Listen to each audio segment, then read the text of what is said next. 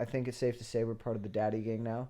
I think so. I kind of do like the seeing a little bit of the authenticity beforehand, and then they like jump right into it. Do you want to dive right into it? Stop self-sabotage. Stop self-terrorism. Um, you too good. That brings us into this week's topic of self-sabotage. What are the general symptoms of self-sabotage? Simply getting in your own way despite best intentions. Dude, and that hits it so on the head. I just need...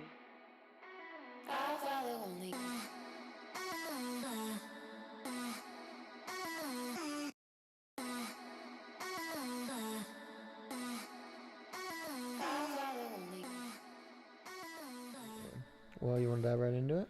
Yeah, well, to get right into it, on today's podcast, we're breaking down Self-Sabotage by the incredible Alex Cooper on Call Her Daddy. I think it's safe to say we're part of the daddy gang now. I think so. No, I feel it feels like even weirder saying that we're part of the daddy gang in robes. You know, I feel like Hugh Hefner. Wouldn't that make it make more sense? Yeah, it makes it more sense. It makes more sense, yes. Dude, I heard some things about him. But anyways, I doubt he self-sabotaged a lot. Maybe he did. I'm sure he did. I feel like everyone does. That kind of brings us into this week's topic of self-sabotage. We randomly chose it, and I think fate had other plans. Yeah. Yeah, I think I had never really... I guess I'd always kind of known what self-sabotaging was, or at least heard the term. Never really knew it could apply so much to my own personal life. And I think this podcast did a really good job of diving into exactly what it is. What are the triggers? What are the common reasons for self-sabotage? And what are the general symptoms of self-sabotage? And it comes down to just simple things like procrastination and all kinds of stuff that we'll get into. But I just think that my eyes were opened up from this podcast, and I think it was a really good representation and a really good one for us to pick that I think just happened to fall in place very nicely. Absolutely. Yeah. It's something that you don't think about until you hear about it, and then you think, oh my God. Like, yeah. Yeah, we self-sabotage constantly. And it's not even like, oh, we're really bad at it. Most human behavior is self-sabotage, like almost all of it. Yeah. Yeah, I mean, the definition is basically, she starts off by saying, what's her name? Dr. Judy. Simply getting in your own way despite best intentions. Dude, and that hits it so on the head. Like, nobody wants to do it. We all have, positive intentions. We all have good ambition. We all want to do the right things. We know that we have goals. Maybe some people don't have goals, but if you have goals, you're most likely not hitting them, and you're most likely beating the shit out of yourself for not hitting them. And you think, why? Well, I just needed to get up earlier, and I just needed to get that extra workout in. And, I could have done this and I could have done that, but I stayed up all night binging Stranger Things and eating that chocolate that's not going to give me that bikini bod. Yeah, and I think it's a good point. It's almost like falling into guilty pleasures, and anytime I would fall into guilty pleasures, I always just I don't know. I don't know why or how or what I was thinking of was the reason. It felt good. It felt right. And now that I'm pinpointing more as to why falling into guilty pleasures, quote unquote, feels right, it's interesting, and it's interesting to think of it as, oh, that's my subconscious maybe self-sabotaging because of X, Y, and Z. Because I either deep down know that I shouldn't be doing this, or I am not happy, or I'm not going in a direction that I wanted to. It's almost like a way of, I don't know, almost like not torturing yourself, but yeah, it's almost like a punishment. For sure. It's like masochism in a way. Yeah. And she brought up some really good points that just sunk so deep. But there's this acronym. It's called LIFE, right? L standing for low self-esteem. I, internalized beliefs from childhood. F, fear of change and unknown. And then E, excessive need for control. And it's like diving into all of that. Holy hell. Like, low self-esteem, the concept being if you have a low self-esteem in a certain area, like maybe you don't think you're a good dancer and you want to take dance classes, or you think you want to take dance classes, well, you might start self-sabotaging before you ever take the dance classes. Maybe you end up uh, taking on more projects at work. You get too busy. You miss the class. I don't know, help me out. I feel like there's a better Yeah. one. Low, shaky self-esteem. Maybe something that I've experienced and what this podcast has really made me realize, and I guess over I don't know, the past couple years or the past 3 years, I've realized that this is something, but relationships. So basically, like self-sabotaging on um, maybe not having things progress and just like cutting things quickly because you don't think that you might be good enough for someone. Mm. I think that's a big one that I have felt victim to is like, you know, almost sabotaging things in relationships because I don't think that I'm good enough. Mm. Yeah. So, did you notice a pattern in when you would start to self sabotage? Like, were there certain things you would say, things that you would do? Um. Yeah. It would just be more historically, just more of like a distance thing. Mm. Starting to put yourself at an arm's distance when you're not really sure why, and then all of a sudden it fizzles out, and boom. Mm. Do you think that maybe that happened for a reason at the time? I can't really pinpoint like a specific one that I'm thinking of. I'm just more talking about like Mm. like in general terms. It's Sure. been something in my life. Um, Yeah. what about internalizing beliefs from childhood? Yeah, that's a rough one. I it's interesting. I thought about that one a lot because I developed some horrible thoughts as a kid. Like I developed a very low self esteem. And I was talking about this with my mom the other day and explaining to her how I've really had a lot of time to reflect on my upbringing and their influences and just kind of how I became this. And it's like my parents love me so much and have given me so much support. There was never a moment that I doubted that they love me. Mm-hmm. And that's something a lot of people don't get. So I'm very grateful. But the weird thing was, the more they believed in me, the less I believed in myself. Like they would always tell me, you can do anything. We Mm-hmm. will always support you. If you put your mind to it, you could achieve it. And the more that they said that, the more my mind would go, yeah, fucking right. Like, okay, sure. So, like, I developed from this very early age this sense of helplessness, this sense of I'm not good enough. So, no matter what, the more people gave me encouragement, the less I believed in myself, which oddly made me seek external validation even more. It's like this strange Yeah. back and forth where I wanted people to validate me because it would make me feel good, but then my mind would go, yeah, but you're not good enough anyways. Yeah. What do you think caused that? Because I know, I mean, your parents were very, like, not sheltering, but they definitely, from what it sounds like, at a younger age, were a little bit more helicoptery. And do you think that basically fueled some internal self-sabotaging of hmm, like your confidence wasn't, to a standard that could allow you to, take larger leaps, or I guess where do you think that things stem from? Thought about this a lot, and my parents are scared. Like they're insecure in their own ways, and I picked up more in their actions than their words. They would always say the right things, and I believed they believed it. But the energy that I picked up was the energy of people that were afraid to take risks, that were, and this isn't to like bash on them because they gave me a great life. Mm-hmm. But in the day to day, I grew up in a very fear based household. Not intentionally, but there was a lot of fear around everything. So, I mean, and another thing they bring up is we're either seeking pleasure or we're avoiding pain. Mm-hmm. And there's this whole risk reward thing. And when you're self sabotaging, you have this heightened sense of risk. So tiny little things in my life, like it would just be constantly turning like molehills into mountains. Mm-hmm. So just picking up on Sure, they're saying that I could do all of these things, but why aren't they? Mm. Why are they so afraid? That's interesting.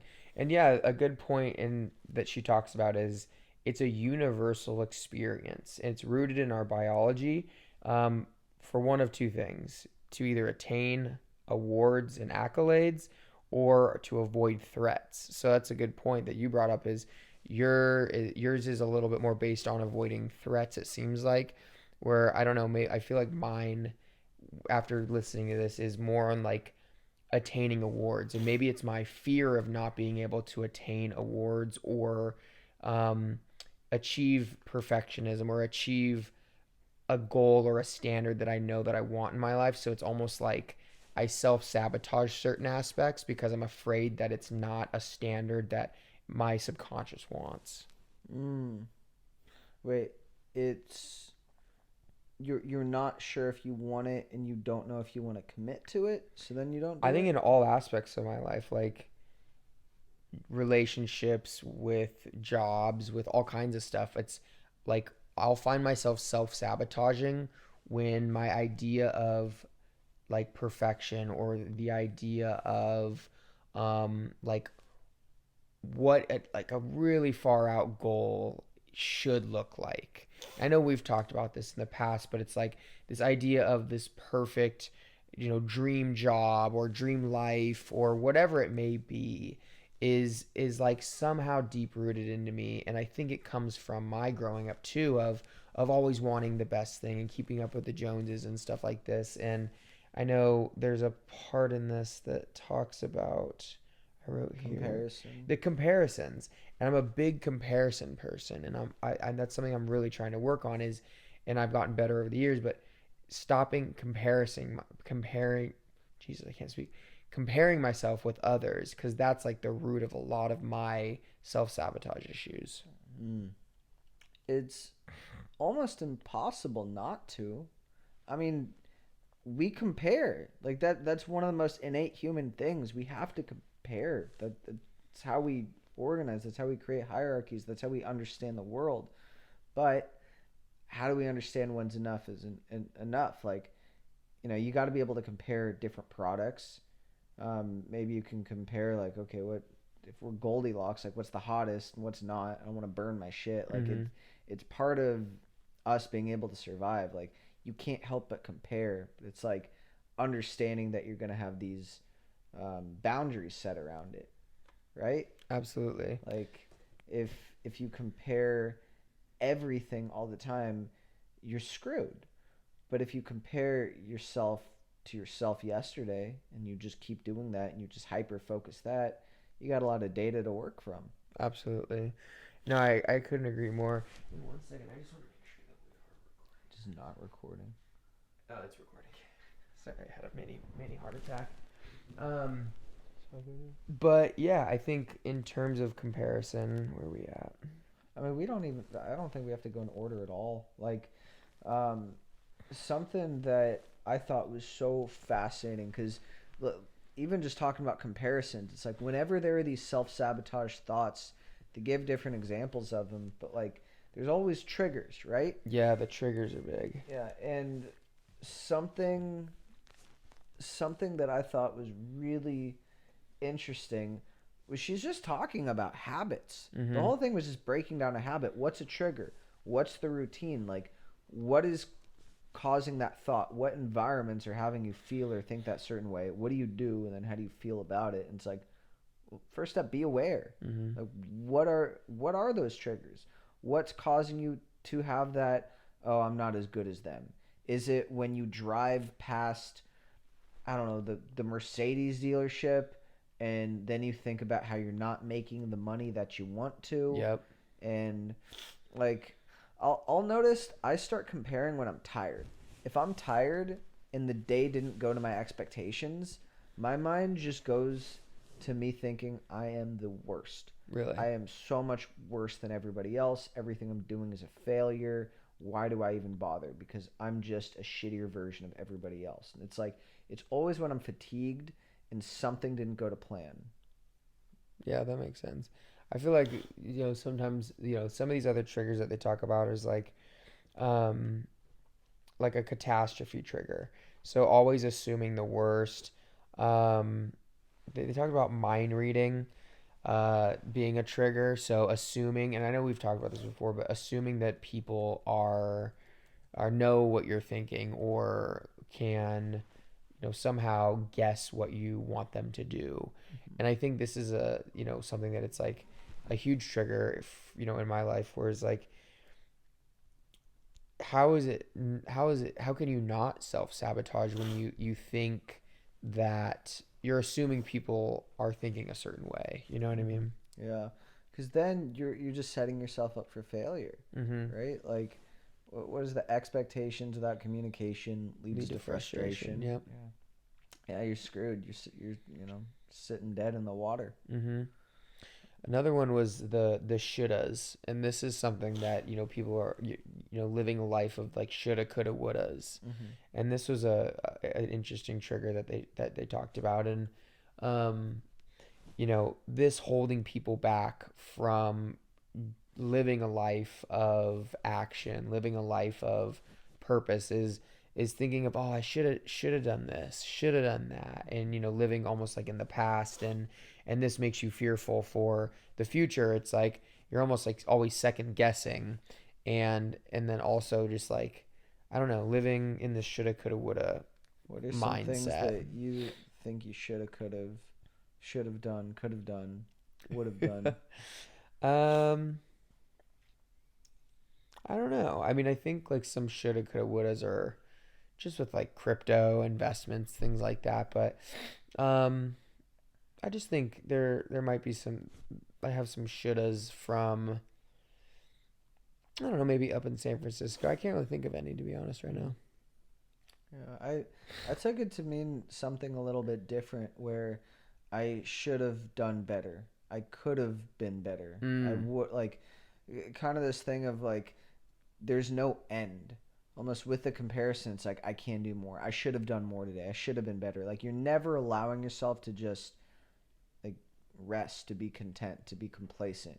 Which there's the power to that. Some of the most hyper successful people are never content, but it's exhausting. Yeah, I think I missed that point on that. Then I think that's actually a way better perspective on it. Is okay. Is like, oh, I could have done more. I could Yeah, have, gotten a higher score on my test. I could have worked out harder. I should have done this, should have done exactly. that. That makes sense. And then because of that, you just put yourself in this like negative box, and you just begin to self sabotage more because Interesting. you're never good enough.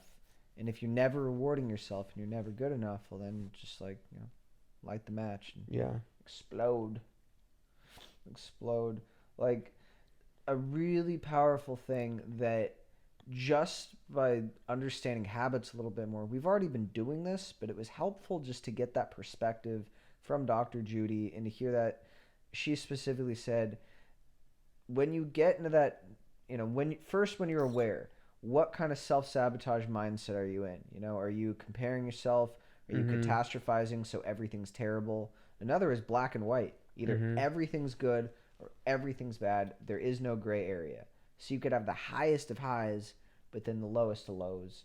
And it's like when you start getting into these mindsets, think to yourself, what was I thinking before? Start noticing that trigger because that's Mhm. what matters. Like just because you're having that mindset, you're gonna feel the same. It doesn't just change. It's gonna feel horrible, but becoming aware that that's the process that's happening. It's a thought that's happening, and that you can start to identify. All right, well, I drove by the Mercedes dealership, or maybe I was just tired. Cool. Now you can begin to act. And they had some. Oh God, Yeah. there were some things that like we've kind of been doing as well, and it was just more confirmation. Yeah. I think that's a good point. It's once you know what your triggers are, then you can know the antecedents for self-sabotage, and it's like what's to come. Like so if you're about to be putting yourself in a position of self-sabotage, you can you could start thinking of ways that maybe discredit that self-sabotage thought, right? And they talk about how like if this then this. So if I notice that I'm going down the path of wanting to go to junk food, then I will make sure that I stop at the grocery store and pick up a Mm. healthy Cliff Bar or something random. You know, does that make sense? Yeah, yeah, yeah, for You know, sure. like if cravings arise, then I will make sure to go do X, Y, and Z to make sure that I know that or that I stay on the right path. Or if I think that I didn't do a lot of work this week, then I will write down everything that I accomplished, so I know that that's not true, and it's just me being in my own Mm. head, Mm. That's a something good like one. that maybe. I mean, it's a habit. It's a habit. It's building a habit around making sure that you combat and play devil's advocate on your own thoughts. Or even anything. Like, if I'm feeling tired, then I'll go drink 2 cups of water and go to the gym. Or, like, Yeah. it's literally just, it's a self care algorithm. Yeah, that's a really good point. It's just if this, then. Like, What are some of the biggest self-sabotage triggers after listening to this podcast that you recognize in your own life? God, you. um, I well, it's funny. We listened to this at a time that I was already really doing this without knowing it, but I've really been focusing on my energy, energy. But like, I get a lot of anxiety, like tons of anxiety. At least I thought, and I've always been interpreting it as anxiety. But as I've been off of Adderall and as I haven't had any caffeine and I've just been weaning off a lot of these like stimulants, I'm I have more energy than ever. And I noticed it's not like I needed extra energy. I was just thinking that all this energy inside of me is like negative. Mm-hmm. Like, oh, I feel weird. I feel like there's too much going on. That's a spider. Um anyways. Keep going. But misinterpreting all of this energy, so I now think like where before I'm like, holy shit, I'm having a panic attack, I'm feeling really weird, I don't like how this is. Now I think, okay, well, what was I thinking, what was I feeling? Mm-hmm. Oh, I have a project that I need to do, or there's something I need to do that I'm excited about. Oh, okay, now I got those butterflies. Yep. And no, I'm not anxious, I just have energy, and I've conditioned myself to interpret this as an anxious thing. So I was thinking, what am I thinking before? Why am I feeling this way? Because before, I would probably just go eat something. Yep. Like my old habit, my old algorithm was, if I feel like this, then I will eat. Because my self sabotage is eating, and then the eating sends me down a spiral. Mm-hmm. Yeah, I think that's a good point. It's deactivating the thoughts, which I thought was a really good concept of paying attention to these thoughts and labeling them. It kind of brings in more like, passive meditation practices where it's like noting, where you basically just bringing in and understanding what a thought is and that it's just a thought and letting it pass. But, maybe even doing something where it's like doubling down on that thought. So like maybe what was I thinking before? What was my mindset before that thought? And then, kind of like analyzing and being like, should I even be thinking this way? And so like what is the evidence that is either to or either for or against this thought? You know what I mean? Yeah. Yeah, just breaking it down, taking the emotion out. Like Yep. really Question it, diffusing rebuttal it. it. Yeah. Mm-hmm. Not letting it kick your ass. No ass kickings by your thoughts. Stay hard. I think that's an interesting an interesting thing too. We talk about build this relationship with anxiety, depression, or whatever. But it's also building a relationship with your thoughts too. For sure. Yeah, I mean, because that's really what we are. We're like this biological mechanism where we're experiencing sensations and then we're getting feedback through our neurons and then it goes to our brain and we feel and we think. And most people have no fucking clue what that relationship is. Mm-hmm. Like, we're literally just these biological machines that's processing information, yet we don't know how to read our own code. Mm-hmm. That's what that relationship is. That's a really, really good point. And we filmed it. Wow. First time ever. Can you see this guy he broke the code. Broke the fourth dimension. We're talking to the people. No, but seriously though, it's that's a really good point. It's I've never thought of it that way. It's like we are well, yeah, we are essentially biological code. And we're basically it's our job to try to understand ourselves to the best ability.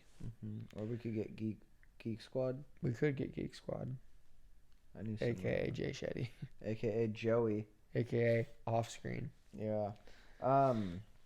There were a lot of things that kind of tied back into each other, and the big thing that kept standing out to me is it's literally talking about habits, but with the hyper focus on self-sabotage and the narrative around that. But what really hit us was like self-sabotage is everywhere all the time. We're almost always doing it. Mm-hmm. Most people are typically self-sabotaging themselves. Yep. And they don't even know it. Yeah. And it's like when we're just talking about practice self-care, do more self-care. Well, what's the opposite of that? Like if you're practicing self-care or you're trying to or maybe struggling to, it's because you're self-sabotaging. Yeah. Little things. Yeah, like on that point, it's, something that is a practical, obvious form of self-sabotage would be like procrastination.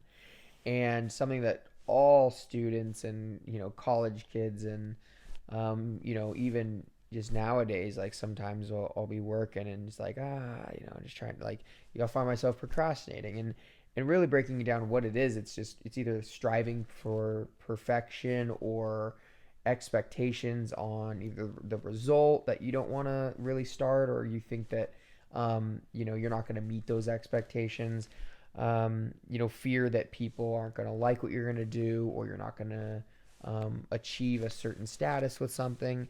And I think it goes back into like reverse engineering that too. It's like, okay, what's the outcome that you want? Okay, what needs to get done to achieve that outcome? Okay, why should I be waiting? Let's just get going on this thing. Mm-hmm.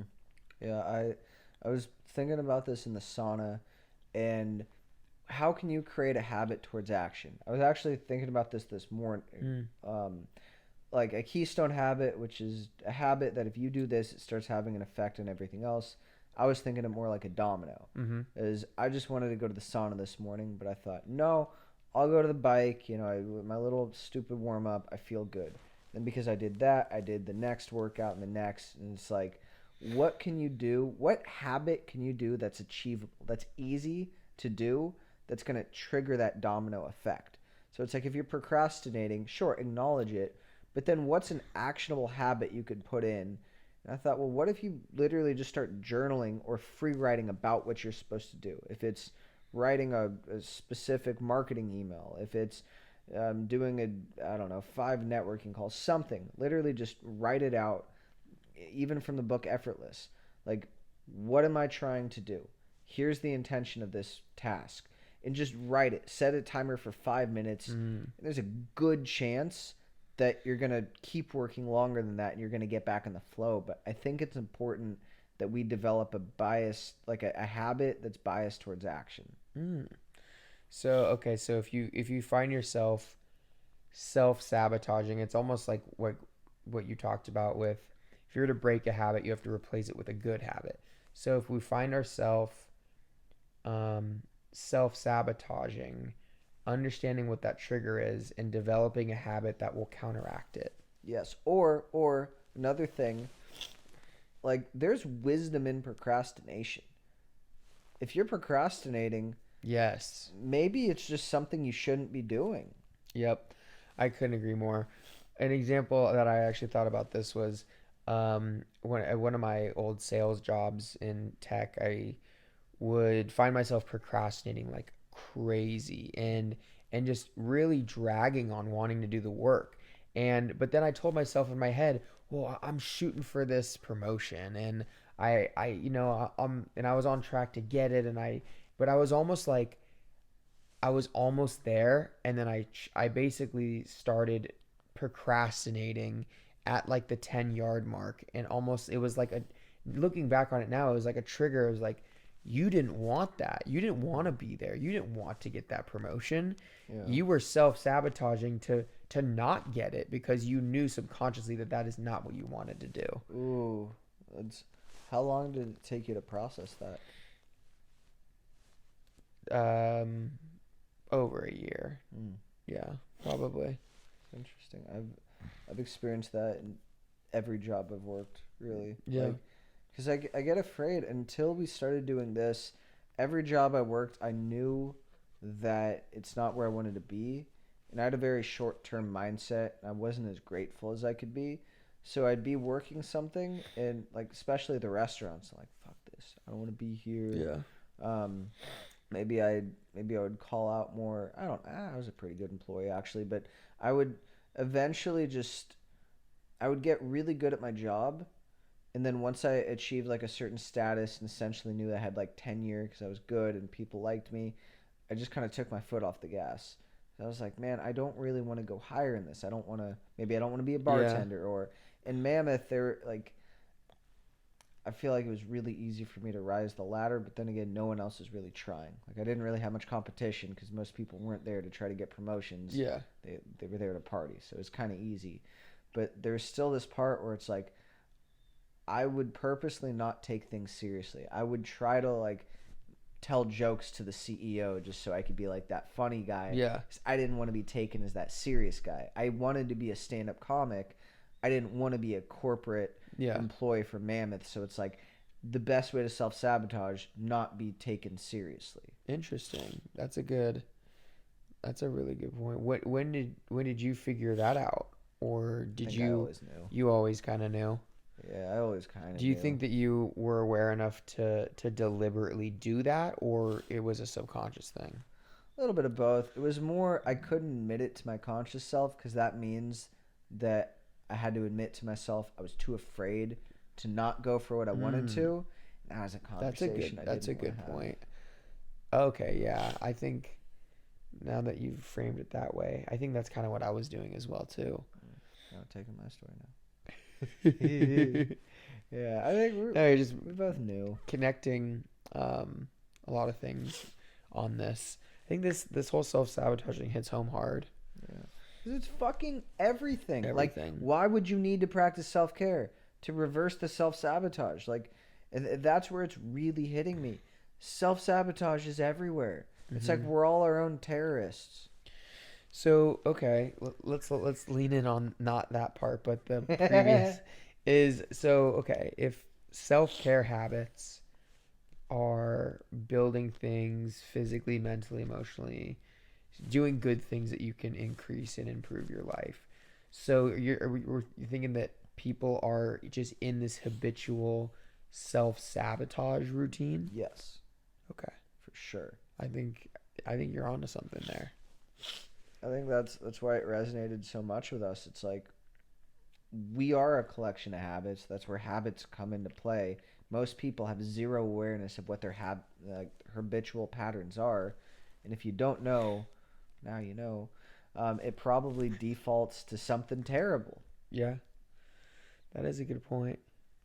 You could probably think about every aspect of your life and think about what's going well, what's not going well, and start thinking about how your mind is, I guess, treating things, Sure. you know, from a like, do you get excited about something or do you find yourself dragging your feet? Um, you know, I don't know. I think it's a good place to start asking questions because Hmm.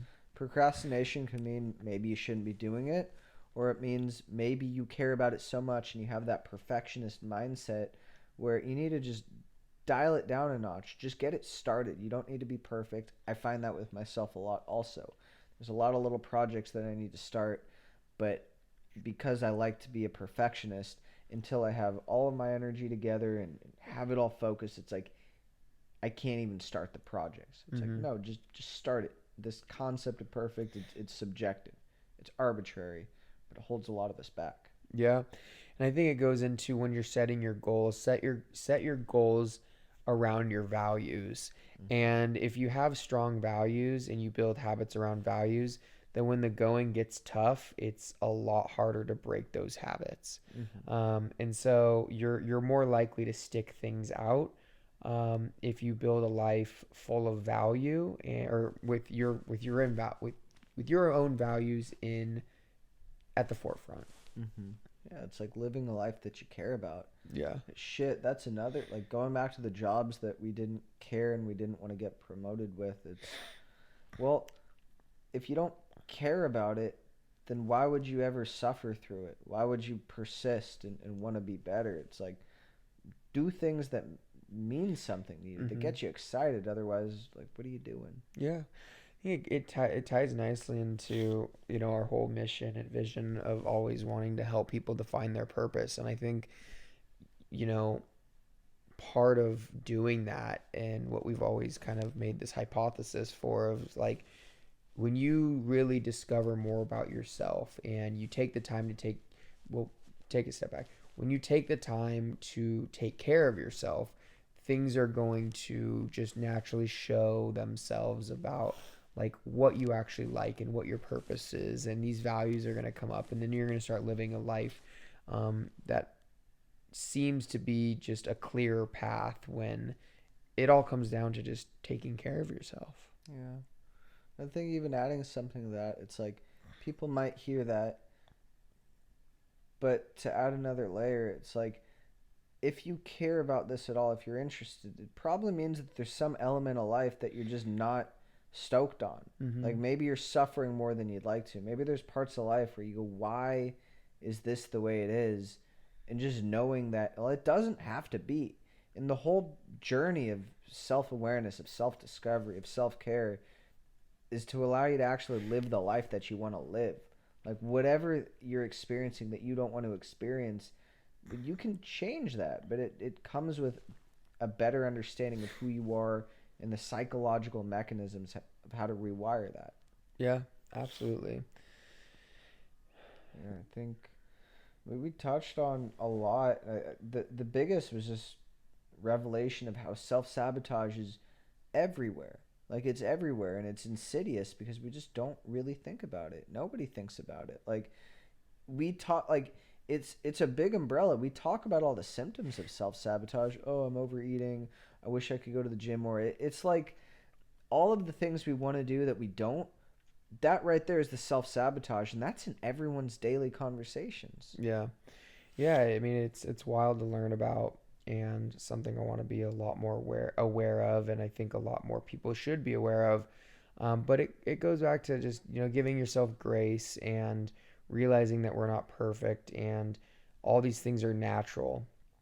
And once you start realizing a little bit more of these triggers, of why you might be self-sabotaging, you can analyze it a little bit more and put together a plan of attack. And the last thing I wanted to touch on was this blueprint, the blueprint concept, that she ultimately saying was creating a blueprint of your goals and kind of where you ultimately will be self-sabotaging. And I think it's important to kind of highlight your triggers, and you can almost like map out, you know, outlining all the triggers, outlining all of the different ways that you might be self-sabotaging in your life, and then just being aware. And so it's just like maybe in that goes into journaling where, at least you write them out and just becoming consciously aware of what your triggers are and coming up with some little bit of like a little blueprint.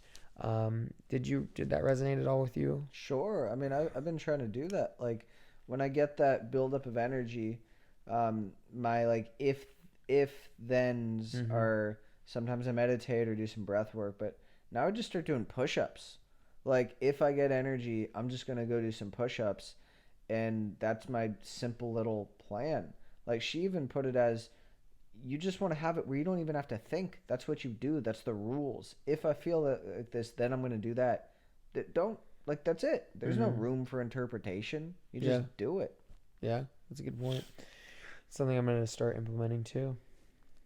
Implementation, self sabotage. Stop self-sabotage. Stop self-terrorism. Um, you're too good. You're Don't do too it to good for yourself. it. Absolutely. Well, thank you guys so much for tuning in on another um, episode, or what do we even call these days? Podcast teardowns, podcast clubs, Connor and Aaron's video, the Comfy Boy Club, the Comfy Boy podcast teardown Comfy Boy Collective, collective. I don't know. Comfy Boy Community. I don't know. I don't like I don't know if I like the labeling ourselves Comfy Boys. that. I kind of like that. Do you? It's better than Comfy Gang. Yeah. Comfy Boys. Comfy Boys. Self care. I don't know. Leave them with a quote. A quote. All right, here I got one for you. You got a quote? Sabotage. Here, I'll read them off. No. Procrastination is, hands down, our favorite form of self-sabotage. Or Procrastinate. Perfectionism is the killer of progress.